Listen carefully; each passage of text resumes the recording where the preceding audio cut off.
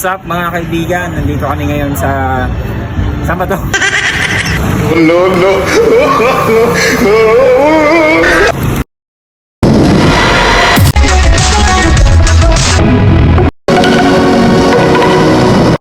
What's up mga katropa, no? So, riding na naman tayo ngayon sa lugar sa Antipolo. So, umahon tayo sa pinakamatindi, pinakamalupit at pinakamahirap na ahon hanggang Cloud9. Di bali nang hindi kumain. Kaway tayo dahil malapit na ang sinasabi nila.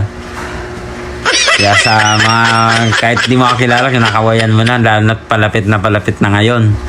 So, kung na-imagine nyo, yun yung sinasabi ko na What?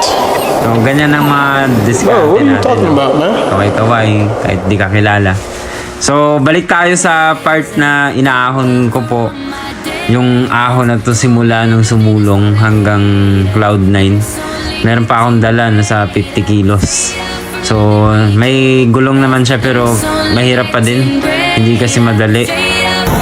Tapos, ayun na, bigla tayong napaatras. Kasi sa hindi ko makontrol yung preno, umatras ako. Pero maganda pala tingnan pagka umaatras yung isang bike na may karga.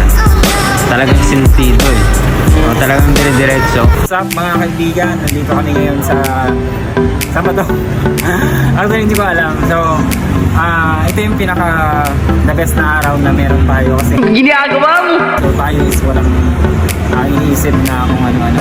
So, kung napapansin nyo sa likuran ko, yan yung view galing ng Manila.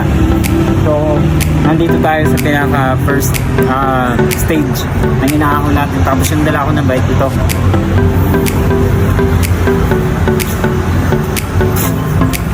So, bahala na si Batman. Tapos, malapit-lapit na tayo konti. So, yung mga